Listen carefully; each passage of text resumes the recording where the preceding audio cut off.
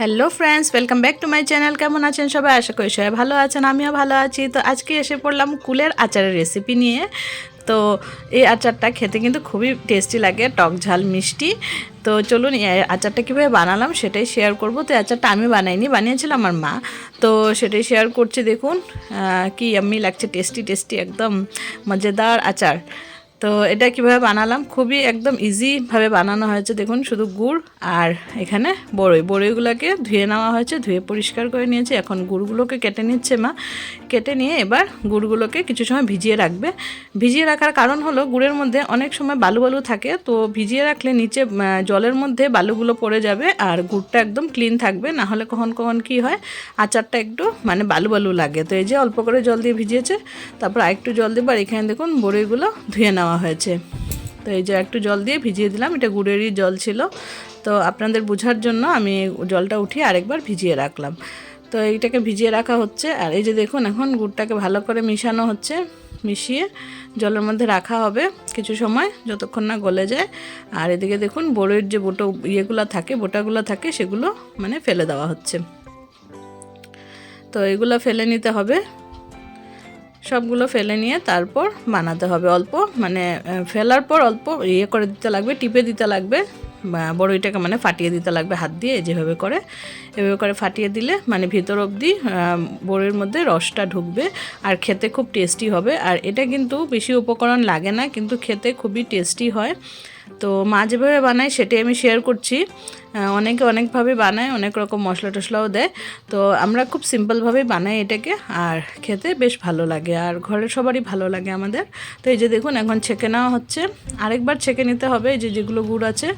তো এই যে পরিষ্কারটা বেরিয়ে গেল। আর এই যে দেখুন, এখন কড়াইয়ের মধ্যে গুড়ের জলটা দিয়ে দেওয়া হচ্ছে। আর একটু যেটা আছে সেটাও একটু পরে দিয়ে দেব। এই যে নিচে এখন বালু পড়তে পারে, তো সেই বালুগুলো ফেলে দেওয়া হবে।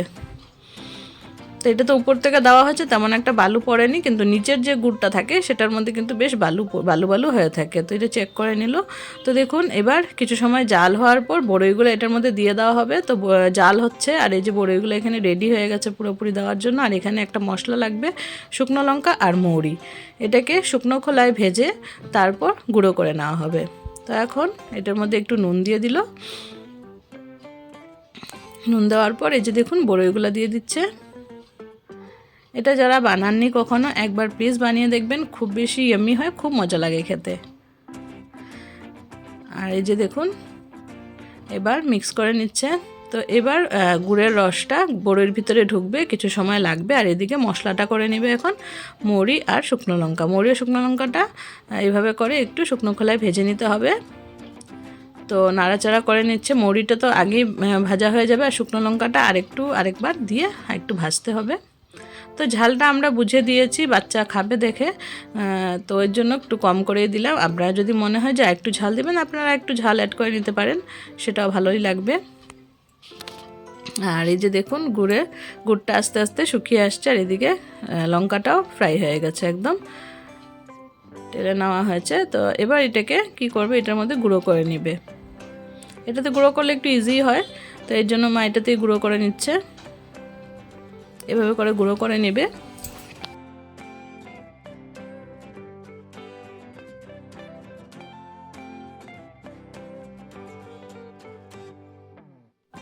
তো আস্তে আস্তে গুঁড়ো হয়ে যাচ্ছে, দেখুন। আর একটু পর এটা পুরোটা গুঁড়ো হয়ে যাবে, তারপর এটা দিয়ে দেওয়া হবে আচারের মধ্যে। আর খুব বেশি মশলা লাগে না, দেখুন দুটো জিনিসই দেওয়া হচ্ছে, খুব বেশি টেস্টি হয়। আর আমার মেয়ের তো খুব বেশি ফেভারিট, এটা পেলে আর ওর কিছু লাগে না। অন্য আচার তো তেমন একটা খায় না, কিন্তু এই আচারটা খুব বেশি পছন্দ করে। তো দেখুন হয়ে গেছে, এটা জাল হয়ে যাচ্ছে, এটা একটু পরে শুকিয়ে যাবে। এই যে দেখুন পুরো শুকিয়ে গেছে, এরকম একটু হতে হবে। আর একটু নিচে নিচে এরকম রেখেছিলাম আমরা, একটু গুড়ের রসটা একটু রেখেছিলাম, খেতে ভালো লাগে। আপনারা যদি চান আর একটু শুকাতে, আর একটু শুকিয়ে নিতে পারেন। এখন মশলাটা এটার মধ্যে দিয়ে দেব। এই যে মশলাটা দিয়ে দিচ্ছে, ভাজা মশলাটা বেশ ভালো লাগে এই মশলাটা দেওয়ার পর। তো মশলাটা পুরোটা দিয়ে এখন সুন্দর করে মিক্স করে নেবে। বাস মিক্স করে নিলেই এই আচারটা একবারেই রেডি। আমি বললাম আরেকটু শুকিয়ে নাও মা, তারপর নামিয়ে নিও। তো আরেকটু শুকানোর জন্য একটু টাইম নাড়াচাড়া করে তারপরে এটাকে নামিয়ে নেওয়া হয়েছে। দেখুন কি বেশি ভালো লাগছে দেখতে, মানে দেখেই মনে হচ্ছে এখনই খেয়ে নিই এরকম। তো যার যার ভালো লাগছে বড়ির আচারটা দেখে আপনারাও একবার ট্রাই করে দেখবেন এইভাবে বানিয়ে। আশা করি আপনাদেরও ভালো লাগবে। আর আমার ভিডিওটা কেমন লাগলো, আজকের ভিডিওটা একদমই ছোট্ট, তো প্লিজ সবাই ফুল ওয়াচ করবেন। আর দেখুন এটা কিন্তু ডাল ভাতের সাথে বা এমনি শুধু শুধু খেতেও অনেক বেশি ভালো লাগে। আর রুটি টুটির সাথেও খাওয়া যায়, কখনো ট্রাই করিনি আমি, হয়তো খেলে ভালোই লাগবে, খারাপ লাগবে না। আর একটু রসটা রেখেছি, আপনারা চাইলে একদম একটু ড্রাই ড্রাই করে নিতে পারেন, আর একটু শুকিয়ে নিলেই ড্রাই হয়ে যাবে। তো হালকা একটু রসটা রেখেছি, খেতে ভালোই লাগে রসটা, তার জন্য একটু রেখে দিয়েছি।